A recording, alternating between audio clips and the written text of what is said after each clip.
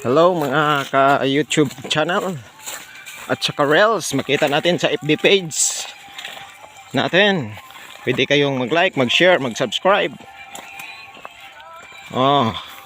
Nagbuhat kami ngayon ng iti ng manok. Nako, luya kita na sao magyad. Perde naman gina. Papunta kaming Kantike. Nandito kami sa Sitio Tugnaw, Barangay Kantike. Mga guys, mga kaigsuunan, mga kaparintihan, perde na kahit linggo ngayon, September 18. September 17. Balagyok ite. Sa ama ni abunuhan mo na to giro. Mag-abuno kami ng niyog sa Kantike. Alagaan namin yung mga niyog doon. Yung mga mamaliit na dwarf. Yung ibinidyo ko ay si Saliyo yan. Luya masyadong malayo. Kailangan pa tayong maglakad, tapos isang sakong tinente. Dumi ng manok.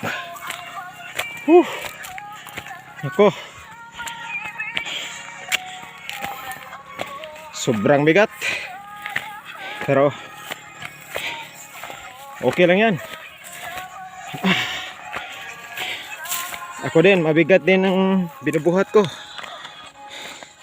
Pero nagawa ko pa rin mag-video kasi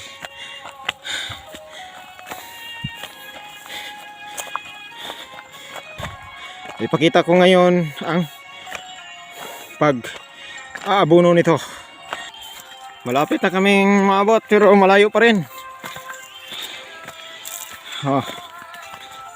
Okay. Padulhog na naman, puntang Kantike. Ako. Okay, makikita na natin yung niyugan namin. Mga guys, ito na yung niyugan namin. Nasa paanan ng bundok. Nako, walang tao dito talaga. Okay, ito na.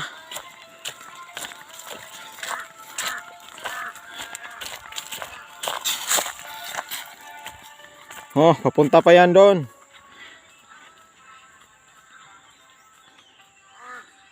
Daming bunga, no?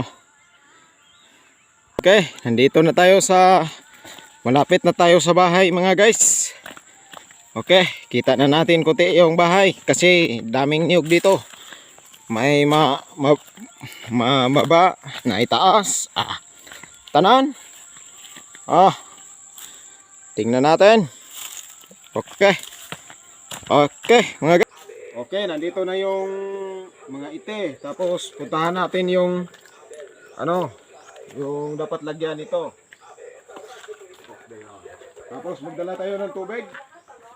Kasi sobrang hirap ng tubig dito, kaya kailangan talaga natin na lagyan na natin na ito na yung pananim natin. Okay.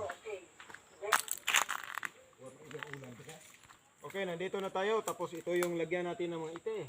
Yung mga maliliit na niyog na dwarf. Yung dwarf na niyog. Tapos punta tayo dito. Mga guys, mag-continue tayo. Ito yung pananim natin na amplia. Tapos kailangan talaga natin na yung palya natin na lagyan ng tubig kasi nagtuyo walang ulan. September 17. Wala tayong ulan kaya